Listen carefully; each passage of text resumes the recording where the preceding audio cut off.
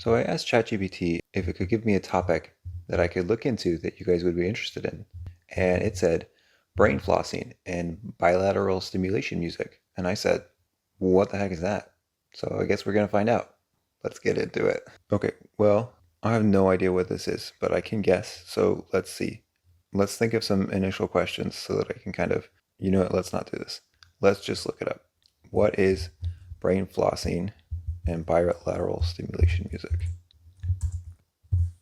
Brain flossing. This is just talking about this person's app for it. Let's be a little more specific. All of these sources are like not very trustworthy looking. Hot 99.5, Body and Soul.au, Bustle, Insight Timer, Pop Sugar. Like, does anyone else like know what this means? Let's try Pop Sugar. Let me get down some of these questions that I'm having. What's so special about 8D music? Also, why is it called 8D? Is that supposed to be like 8 dimensions? 8-dimensional? What is there's an acronym for this. Connected to this. Why is it so much different for certain people? What makes it 8D? Alright, so quick recap of what I'm learning.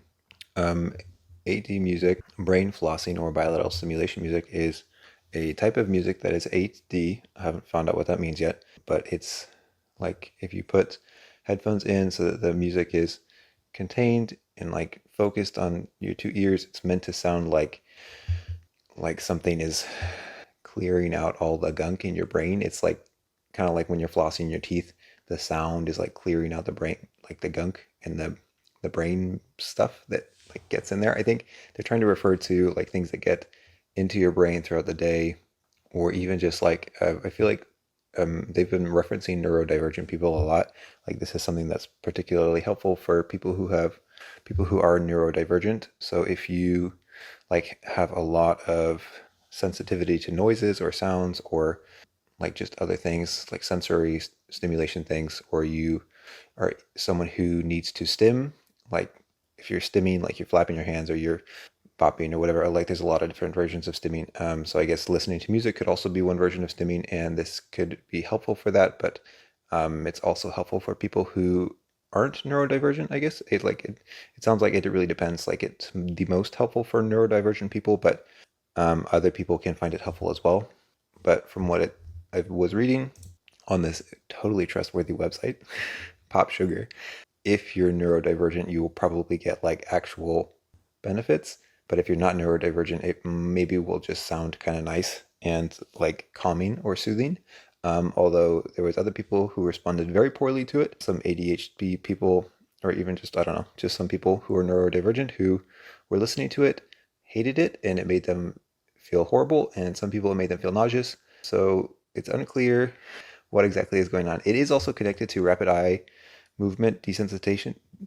It's called like REMDI, I think, where it's like there's the two lights going back and forth, and you follow the lights with your eyes, and there's also a sound going along with it, and you like talk through memories while you are having this bilateral eye movement, light movement, and it's supposed to help you kind of like process through old memories and trauma and stuff. So if this is connected to that, it could be interesting. I want to know more about like specifics though, and not just a Pop Sugar reference. Let's see. First thing we should probably figure out is I want to know what it makes it 8D.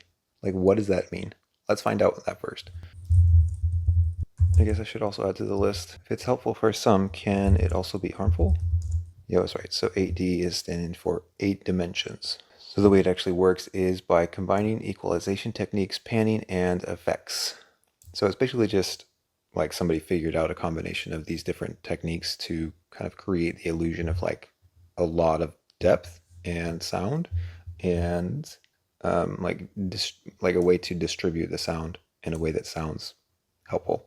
I don't know, but it looks like headphones are a must, because otherwise you're not going to get that full 360 surround sound illusion. Okay, so I think we've answered the question of what it is. I should probably add to this list, do you need headphones? Like, no, we already answered that question. We don't need to look into it more. Next question, how is it connected to this? But let's find out the actual name for this. I'm so good at typing. EMDR, that was what I was looking. Eye movement desensitization and reprocessing. Interesting. So this guy who created it, who began brain spotting, what is that? Is that different? What is brain spotting? He likes to increase the volume in one ear and then decrease it in the other and then slowly go back and forth so that he's like actually flossing. That's funny. How does this work though? I don't care what it is. I want to know how it works. I should probably actually listen to this at some point so that I know what it sounds like and I'm not just theoretically talking about it. The orient reflex. This is a question I should have thought to ask. This sounds made up. With bilateral stimulation, your brain cannot turn away from... So they're talking here about like how the bilateral music works because it's triggering the orient reflex, which is like if your brain hears like that reflex. Have you ever had that thing where, I mean, I'm sure you have, where you hear a sound in the room and you just turn and look at it automatically. It's not like you're not like, oh, what's that sound? Your brain just turns and looks. So that's the orient reflex. Your body is orienting towards the sound, kind of like they give the example of a deer hearing a rustling in the bush and the deer just like perks up and looks. It's called the orient reflex. And they're saying that after a few minutes or like a second or two of your brain orienting towards that sound, then your brain will go back to what it was doing. But with the bilateral stimulation, your brain can't go back to, your brain can't turn away from it. So your brain like looks at the sound, hears the sound and focuses on it, and then it can't look away, which I feel like sounds made up. This is saying because it's utilizing both hemispheres of the brain, it's keeping your focus captive. I think that's some BS, but I don't know. Maybe I should look into it more. I don't know if I care enough. I'm not trying to say that like the whole concept of like EMDR therapy or bilateral stimulation is BS. I'm just saying I don't know that that's necessarily the reason. But I mean, I could absolutely be wrong. This is the best question. I definitely should have asked in the beginning. Why? What is this CBT? Bay Area CBT. I would love some like actual authoritative sources on this, not just blogs. Bilateral stimulation appears to mirror natural processes that occur during REM sleep. I mean, I should definitely get my headphones and listen to them tomorrow when I come back tomorrow. But because I mean, I would love to. This is saying that bilateral stimulation can boost your neuroplasticity, which would be awesome. I would love a boost in my neuroplasticity. I should actually listen to it though, because like they were saying, it's not going to be. Everybody responds differently. It says that one of the most well-known techniques is what we were talking about earlier, EMDR, eye movement desensitization reprocessing. I'm wondering if there are other techniques. Yeah, this is kind of just confirming what I was saying before. That's all I have time for this morning. I'll come back tomorrow and pick up where we left off, though, here at the Bay Area CBT Center. It's day 2 on the subject of dream flossing, so we're going to see what happens. This says that EMDR therapy is activating the parasympathetic nervous system. Let's really quick look into what the parasympathetic nervous system does, because I don't know, and I feel like it would probably be helpful to understanding this as a whole. Rest and digest. Nervous system. Parasympathetic and sympathetic. Okay, so parasympathetic is responsible for all of the things that you don't control intentionally, like your heart rate, blood pressure, digestion, or urination. This is the one people like to say rest and digest. So it's like if you're in a state of rest or you're in a state where you need to digest things, like your body is calm, it seems like this is what is actively calming your body down. And then the sympathetic nervous system is responsible for the fight or flight response. I feel like I could get way too far into the weeds here, so I'll just leave it at that. Parasympathetic controls the automatic functions that your body does unconsciously, and sympathetic does the ones... Wait, but is not the fight or flight response also unconscious? Okay, let's just leave it at parasympathetic equals your body is putting itself into rest and is calm, and sympathetic is fight or flight. Your body is getting ready to do some damage or get the heck out of there. Okay, sympathetic and parasympathetic. So here we're back here talking about bilateral stimulation is engaging the parasympathetic nervous system. How though? So this part right here is talking, there's a whole bunch of large brain terms. The superior colliculus, the mediodorsal thalamus. I kind of want to know what those are, but I don't think that's going to be productive use of time. They want us to focus on the amygdala. If you have an anxiety disorder, and I'm good at talking. If you have an anxiety disorder, it's probably because your amygdala is overactive, processing emotional stimuli. They want us to think that bilateral stimulation turns down the volume on the amygdala's anxiety-inducing hyperactivity, but I want to know how. How is it turning down the volume? So I'm assuming probably because it's stimulating the parasympathetic nervous system, like they were saying before. Do I read more in this article, or do I search up how they're connected?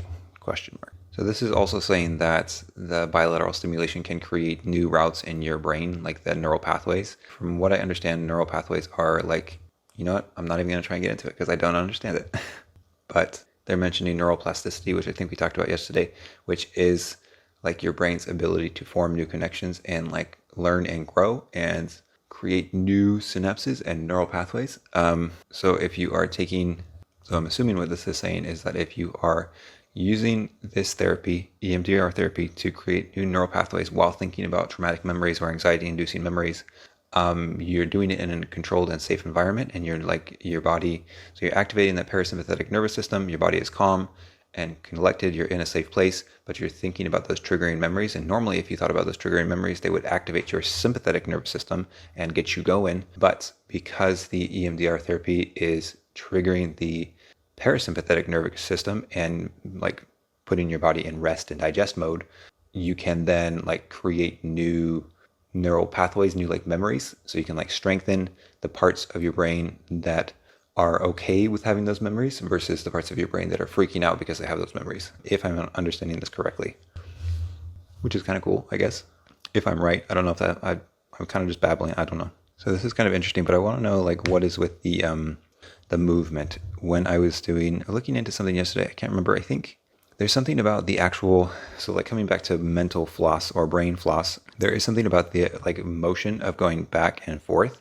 I think they were saying that it connects the two different hemispheres of your brain. So like if you're in EMDR therapy, often they will have a light bar where the light is tracking back and forth across the bar. So you follow it with your eyes, or I think sometimes the therapist will just use the finger and they'll just have you track their finger with your eyes and have it go back and forth. Or like in the case of the brain floss music, I don't know if everybody does this, but maybe you can just like, I think nowadays you can just edit it into the music, but you can have the volume increase or decrease in one ear, so you can create that sort of like effect that the music is traveling between your brain based on the different loudness of in the individual headphones, earbuds. But I want to know, why is that triggering the parasympathetic nervous system? Why does the movement? Because if I'm looking like this, I don't think that's going to just trigger my parasympathetic nervous system. Like if you take deep breaths, I can see that working. Like deep breaths, you can't take deep breaths in an extreme situation when you're like running for your life or your adrenaline is pumping. It's much more difficult to take deep breaths. So if you take deep breaths, you're triggering your body to be like, you know what? Hey, we're not actually in danger. But eye moving? Let me look into eye movement a little bit more. Why is the eye movement, or like the movement between brain? I mean, I feel like the same thing would end up working with like hearing. Like if I hear a car driving past and then I hear another car go the other way and I'm hearing cars drive past at individual time lengths, it's like one car and then another car and then another car. I'm hearing the things in both ears. Why would that change anything? Oh, this is... Yeah, do not give a cuss about the benefits. I just want to know how it works. I don't know if they're going to tell us. Let me ask it more specific questions, please. Trigger the parasympathetic nervous system. You know, I just remembered before we get into this, I wanted to actually listen to the music. So I'm going to go grab my headphones and then we can listen to some music. Okay, so I've got my headphones in. Okay, so let me look up some 8D music. We'll just go to the top result for 8D music. It just sounds like regular music, although there's definitely something triggering. I feel like it's more likely that I'm being triggered because I'm being watched as I react to something, and that making me want to have like a response. Interesting. This is actually a little bit strange. Like it's difficult. I would have to listen to it while I'm not actually being recorded and feel like I need to have a response. Like if I was listening to this and I didn't feel like I needed to have a response, or didn't know that this music was interesting, I'm curious if I would feel the same way. The way I'm feeling right now is the same way you get when you're like really into music and like you're at a concert or something and you're waiting for the beat to drop. It's like that sort of, I don't know, feeling of anticipation, like delightful anticipation. If I am reading my body signals correctly. I'll have to listen to more of this later. This is interesting. I would like to give a more nuanced perspective, but I am intrigued. Actually, I was thinking I was going to be nonplussed, but I am actually intrigued. Okay, that's enough of that. Okay, so before we got distracted, we were looking into what? Oh yeah, why the bilateral stimulation triggers the parasympathetic nervous system. Because when I hear these things, I just feel like that sounds made up. I think that's just the inner skeptic in me. I am a skeptic for sure. So we're going to keep looking. We're going to look around a little bit so that I'm not just a dumb butt making statements. Eyes are the window to the soul. Okay. Sorry, hold on. Side quest. What exactly is the amygdala's role again? It was something to do with the anxiety. Let me look up more specifics. What is the amygdala and what does it do?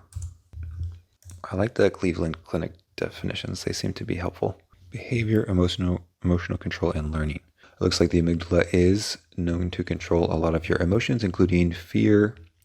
So if you encounter something scary, the amygdala will help you to respond to that scary thing appropriately and also to feel the right appropriate fear the next time you encounter that scary thing. But it's also responsible for these other things you can look at if you want. So yes, amygdala, emotion controller, primarily fear. Continuing on. In a way that mimics REM sleep. So they were just talking about how when you're like your eyes are the window to the soul, but like if you're walking around, your eyes are moving constantly all the time. They're kind of like going back and forth, even if you're not really intending them to. They're kind of always going back and forth when you're walking around, when you're doing whatever. And also in REM sleep, your eyes are going back and forth, which I have heard before. So that means it's correct, right? Continuing. Don't get distracted. By the way, this article is written by Dr. Ariel Schwartz, PhD. So she's got a PhD, so that means she worked the academic system. Academics think she's credible. I hate to be a skeptic, but she transitioned from like sounding like scientific to moving into yoga and all this stuff. And I feel like typically when yoga gets involved, it's mostly pseudoscience, which I'm not discounting pseudoscience because I think a lot of pseudoscience is accurate. But that also means that it's hard for me to verify if what she's talking about is actually correct. So I'm going to have to look for another source.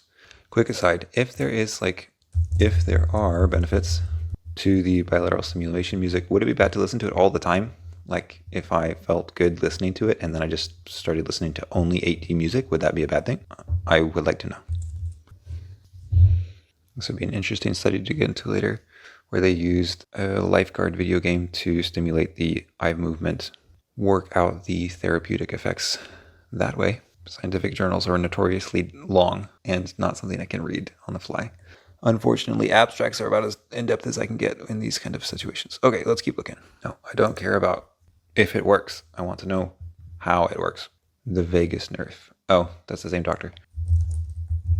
Oh, maybe I'm not the only one who has this question.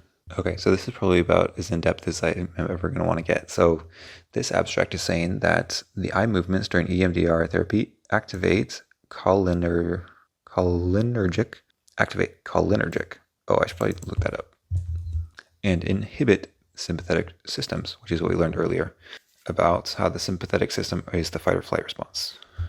And then like they were saying earlier, this is similar to the pattern during REM sleep, which, I mean, I think everybody knows. I think it's pretty common knowledge that REM sleep is helpful and a good thing. So, and I think most people know that nobody's questioning whether or not your eyes are moving back and forth during REM sleep. So if REM sleep is connected to eyes moving back and forth and REM sleep is a good thing, then I think it's safe to say that eyes moving back and forth just in general could also potentially be a good thing. Even if I don't understand why, it looks like they are saying that the eye movement activates cholinergic and inhibits this sympathetic system, which is a step in the right direction. Okay, so let's figure out what cholinergic means, and then I think we'll call it good. This definition just gives me more questions. Okay, literally have no idea what this means. To understand this, I would have to look up like 80% of these terms. Okay, we're just going to say that this is too in the weeds for me. If you want to know why EMDR therapy works, it's because it activates cholinergic. And if you know what that means, awesome, because I don't. And it inhibits the sympathetic systems and triggers, like the other lady was saying, that it triggers the parasympathetic nervous system. So it inhibits the sympathetic system and triggers the parasympathetic systems. All right, so we're closing in on an answer. Okay, so maybe very short recap, and then we can look into whether or not it's bad to listen to it all the time tomorrow. So to recap, EMDR therapy or eye movement, the reason that like the bilateral stimulation is helpful is because it inhibits the sympathetic nervous system sympathetic system, the fight or flight response, and it triggers the parasympathetic system, the rest and digest response. The moving back and forth is also related to REM sleep, and it triggers cholinergic something. Yeah. So not pseudoscience 100%. Seems like it's not fully 100% understood exactly why it's doing what it's doing, but it is good enough for me. I'll be back tomorrow. And it's the next day.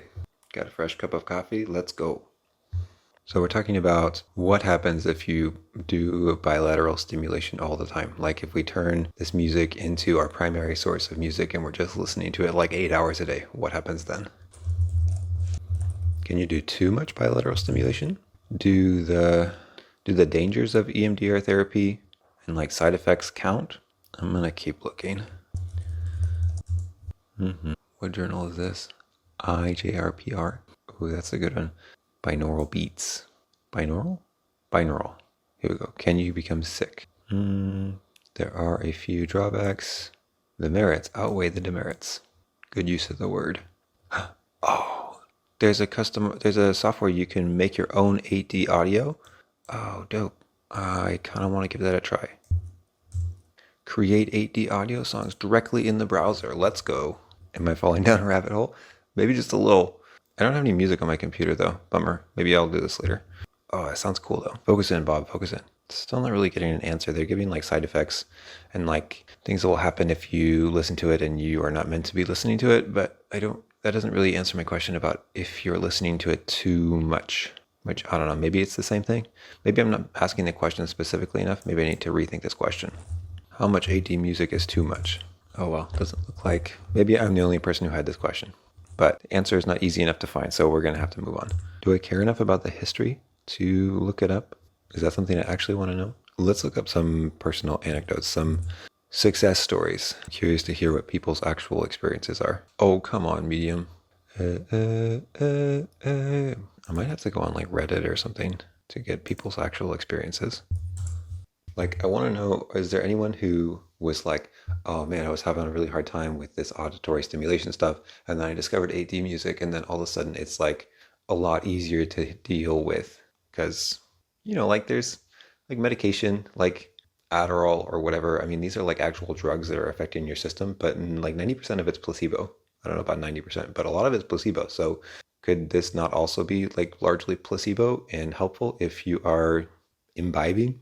I want to know, was it actually helpful for people, or is it just like a fad where people are like, this is amazing, it sounds so cool, and then it's like super basic, Autism resources in South Africa. What it is, maybe I had my hopes and expectations set too high. Maybe it just is supposed to be relaxing, instantly relaxing. I guess I'm okay if that's all there is to it. I just thought that people were kind of saying that it had been working to alleviate things that they were having trouble with. This is not my question, but I was thinking about looking into the history, and this says this process was originally developed by psychologist Francine Shapiro in the late 80s. I mean, maybe it's like meditation, where if you do it one time, the effects are not like immediate, but if you do it like every day for a month, it's like starts to really be beneficial. Could be like that. Could you combine 8D music and meditation? Man, I'm just firing on all cylinders this morning. So many answers I'm getting. Sarcasm. Actualized.org. This is just a forum. Psychologist Francine Shapiro's story. Wait, is this saying eye movement desensitization was developed in the late 80s or bilateral stimulation? When was 8D music first discovered? Question mark. According to this, the 8D music kind of started off with the binaural music. Where'd it go? So I guess the binaural beats is just like the ping-ponging back and forth with the audio, like the raising and lowering of the volume in each earbud. So, which makes sense. Kind of probably started out as that and then evolved. Let's see. That's all I've got for you this week. If you have questions or you wanted me to dig deeper into something or you think I was wrong about something, let me know in the comments and I'll catch you next week. Peace.